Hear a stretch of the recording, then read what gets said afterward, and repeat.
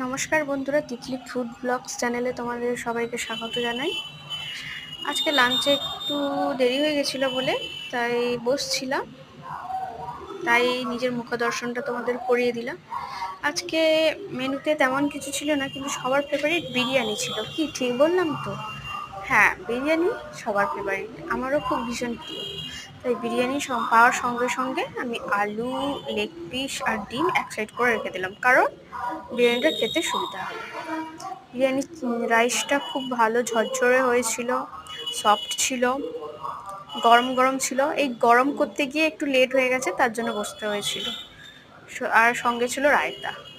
বিরিয়ানির সঙ্গে রায়তা তো অবভিয়াসলি থাকে।